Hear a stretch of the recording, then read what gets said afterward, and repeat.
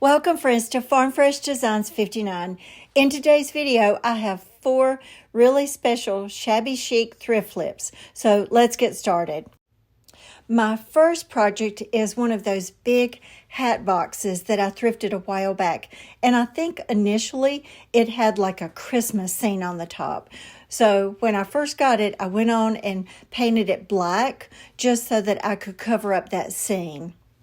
And so I'm going to go ahead and start adding molds to the side, and then later on I will paint over it.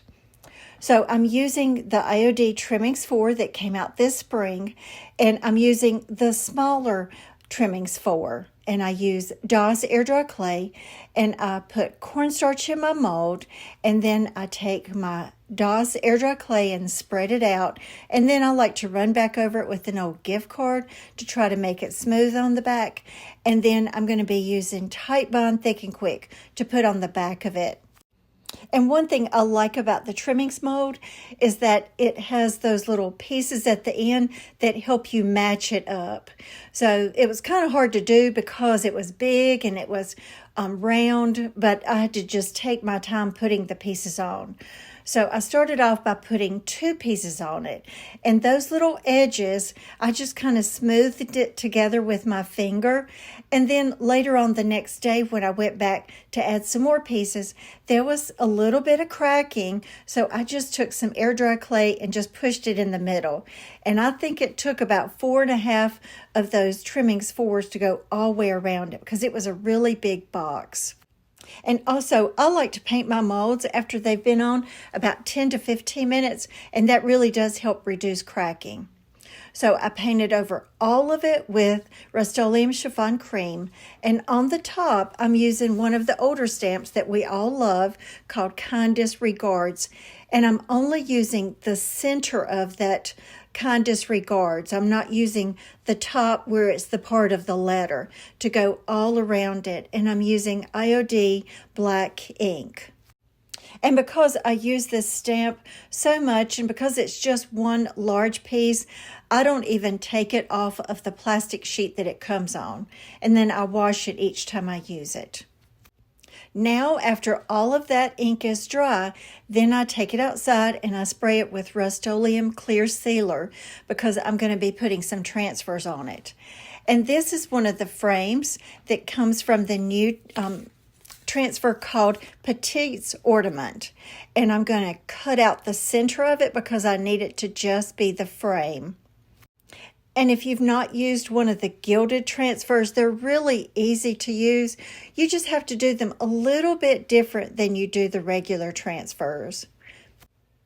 So when I put it on and I use my little transfer stick that comes with each set of transfers, I go just in those specific spots where the design is, and I don't go around the edges like we normally do with another transfer, but just try to stay on those specific spots, because if I don't, then some of that little extra gold will rub off. And I take my time, and then when I'm pulling it up, if there's any of that gold that's left on the transfer, then I just lay it back down and just use my transfer tool to push it down just a little bit more.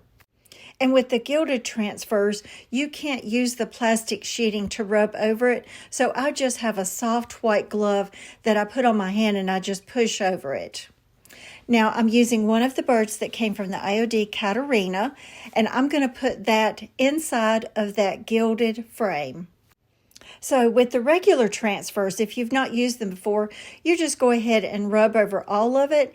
And then after I rub over all of it with the transfer tool, then I go back up to the top and I start rubbing on it again. But as I rub down, then I'm pulling that plastic sheeting down as I go. And then once I finish and I pull that entire plastic sheeting off, then I'm going to go back and use that and rub over it, and that's called burnishing it. And that helps to ensure if there's any little pieces left, that just kind of pushes them down just a little bit. And once I get that on, then I pull out 3 specific flowers from the Karoleena that are in all of the same colors, and it has a little bit of the color from the bird's breast on it, so that's why I'm using that one. And then it's just 3 similar colors, but the 3 different pieces, I only put them on the right side because I didn't really want to put them around the entire top of the box.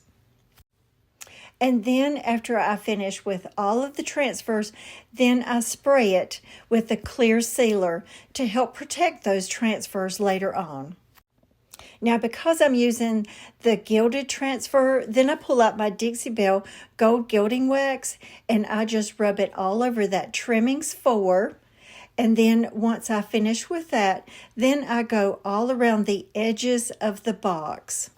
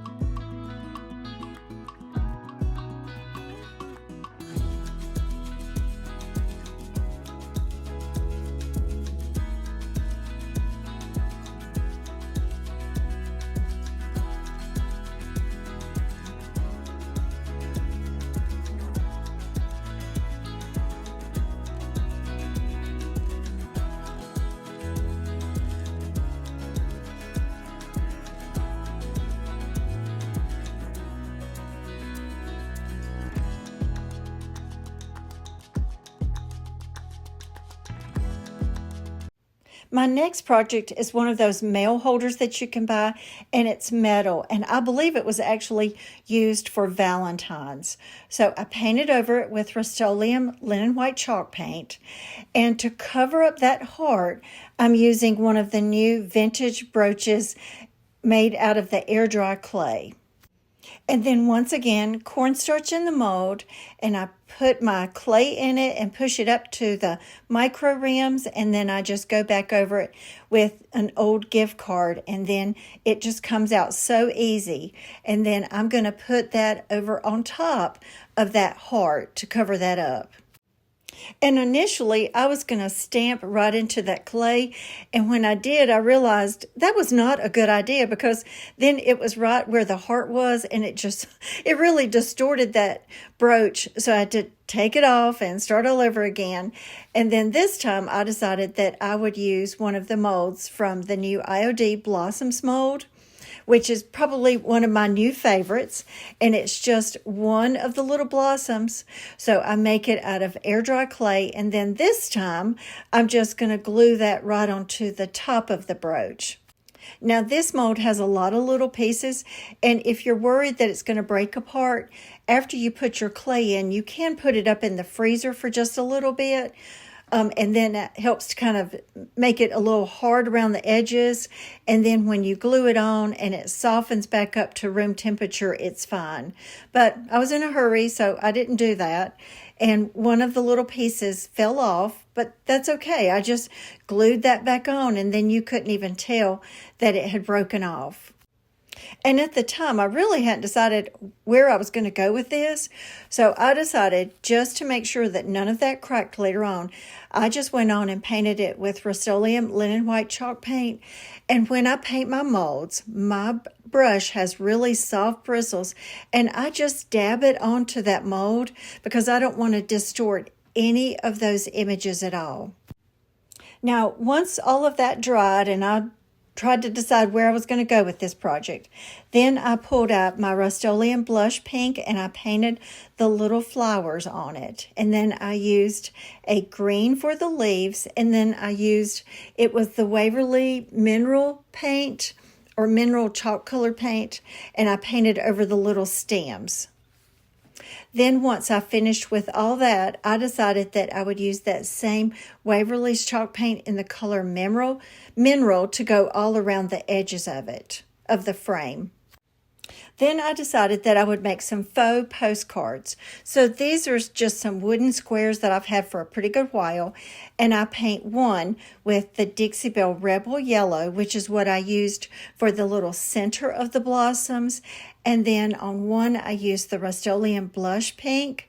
And then on the last one, I used another Dixie Belle color, which is in that color green that I used on the leaves.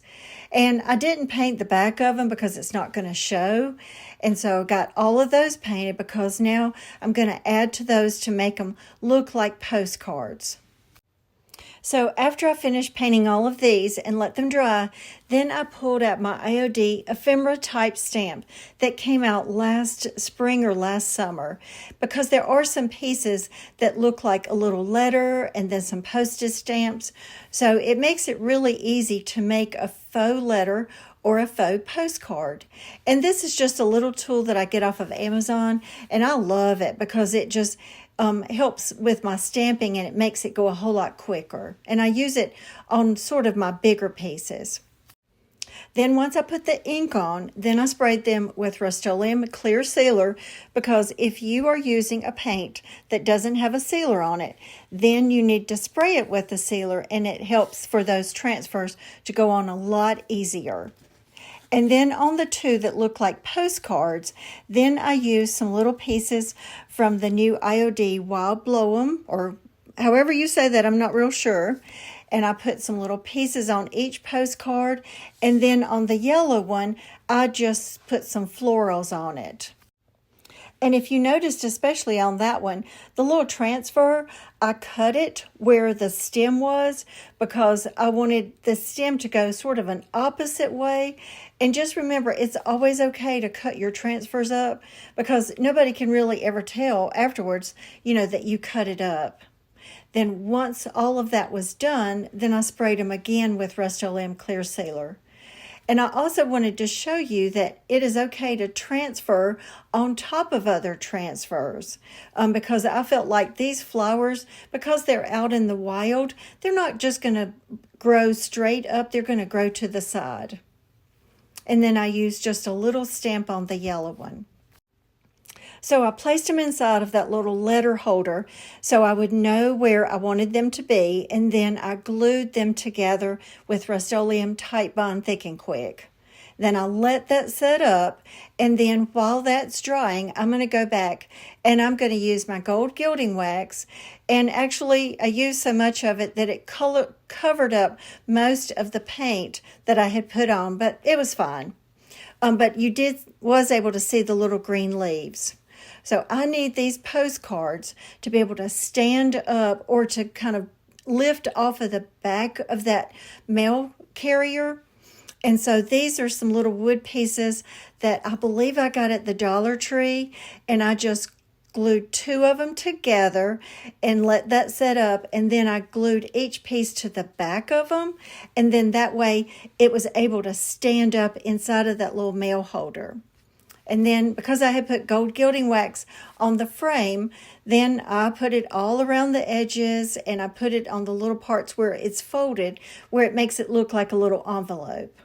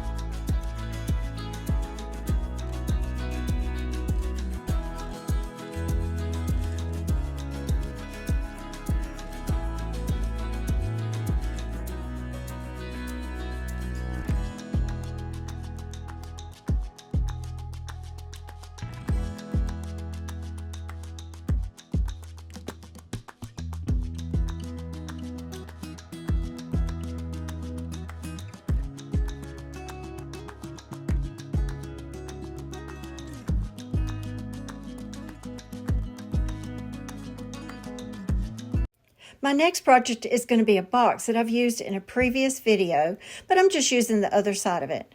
So I was going to be using the IOD Sparrow's Nest.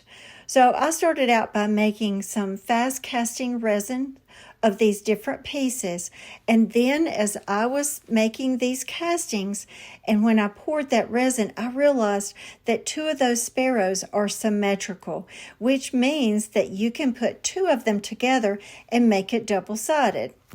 And I could have maybe put a piece of wire in between those two castings, but I didn't want to do that because I was afraid that it wouldn't glue very well. So I poured some more resin in the mold, and I put a piece of heavy wire into that resin, and then I laid the one that was already set up on top of it, and I push it in to make sure that that resin on the bottom connects with that casting that's up on the top, which means that some of that resin is going to sort of ooze out a little bit. So I just use some Q-tips to go around the edge of it. And you'll see in just a minute that it makes a double-sided mold. And then the little wire that is down at the bottom can make it into like a little floral pick in an arrangement. But I was so excited to see that this is actually going to be able to be a double-sided piece. And then once I take it out, then I can just pinch off some of those little extra pieces that kind of oozed out when I was pouring that resin and push that other mold into it. So once I was finished with that, then I decided to pull up the other pieces because they're going to be going on the side of the box. And so with the nest and with the little sparrow that's going to be sitting on top of it, I painted with one of my Waverly paints, and I believe it may be the color Fawn. So I paint over the entire piece, and I'm going to glue that to the box. And then with this sparrow that's going to be my floral pick, I paint it with that same paint. Now, the wire that I'm using, I don't remember if I bought it at Hobby Lobby or at Walmart, but it says that it's a copper wire that's 18 gauge, but it's actually silver, and it is extremely sturdy. And I have found that when I paint resin castings using a chalk paint, it seems to go on a little bit better as opposed to maybe using an acrylic paint. So I want to soften it up a lot. So I just brush like Rust-Oleum linen white chalk paint over it just to kind of soften it up and to bring out more of those details. And then I'm going to glue that to the side of the box. Well, I want a bird sitting on top of that nest, and when you put two resin pieces together, if one is sitting up on top of the other one, it just doesn't work as well. So this time I made it out of air dry clay. Then that way I could like lay it on top of that resin casting and push it down just a little bit easier. And that is the beauty of using air dry clay, is that you can put one piece on top of the other and just kind of make it push together just a little bit easier. With resin castings, you can't do that because they are stiff. And yes, you can heat them up a little bit, but to me it's just easier to use clay. So I painted the leaves with green, and then here's my finished product. And so it's just a little greenery piece, and there is my floral pick with my double-sided sparrow sticking out of it. So I encourage you to look at your molds in different sorts of ways because you can just use them for all sorts of things. And I was so excited to realize that this could be a double-sided piece. Okay, so my last project today, I'm just using an old piece of barnwood, and I got this idea from a lady, and her name is Sandra Martini Lange. And so I contacted her to ask her if I could recreate this piece. So I just dry brushed some white paint on it, and now I'm using the La Cloche mold, but I'm making it with hot glue. And if you've not made a mold with hot glue, you need the temperature to be extremely hot, and you can't use regular glue guns. And you'll know that it's really hot when it just kind of flows out of it real quick.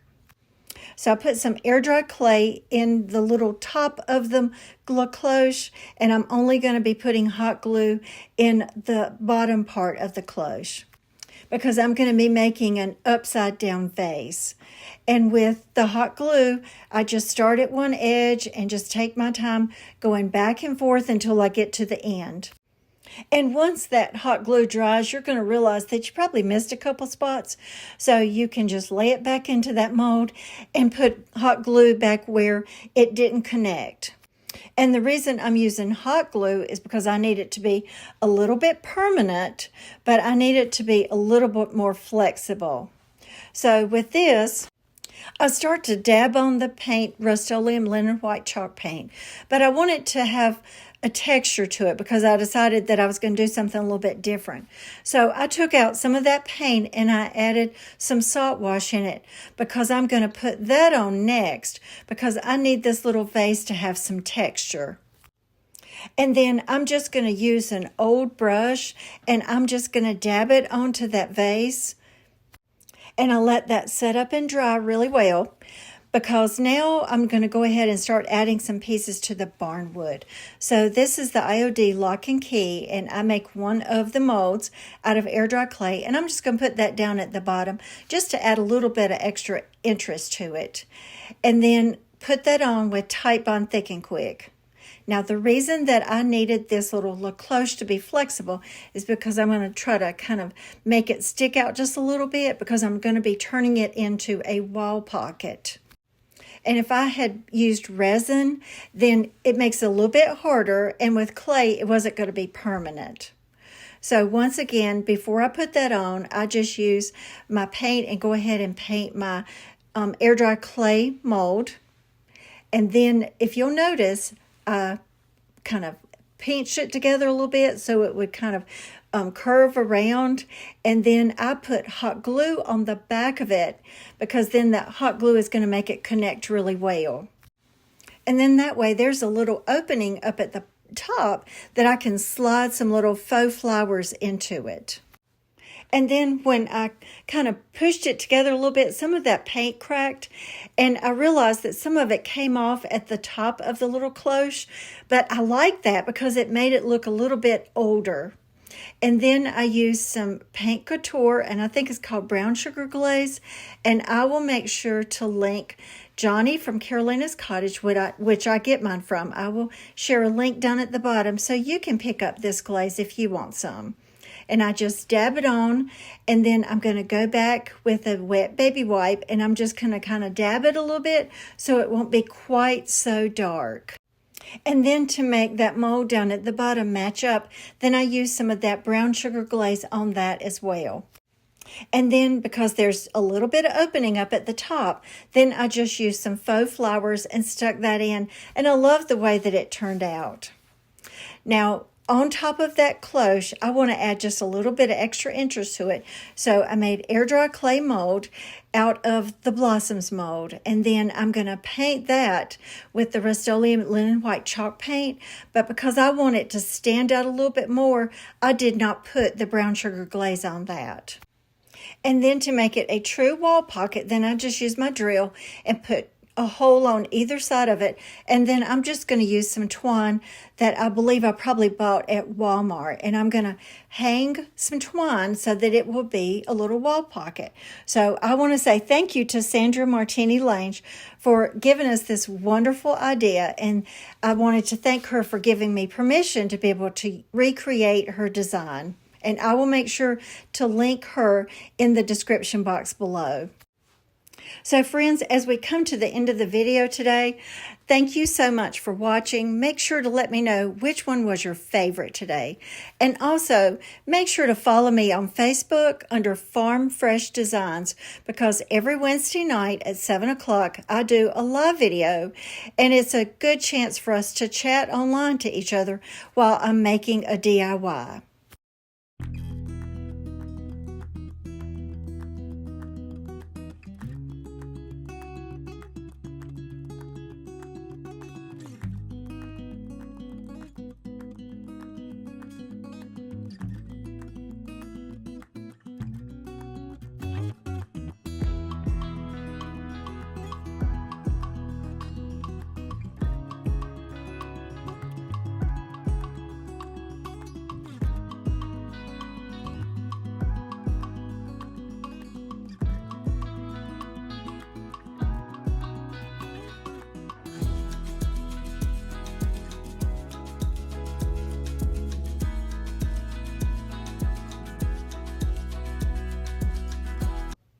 So if you enjoyed the video today, make sure to hit the like button and subscribe to my channel and become part of our family.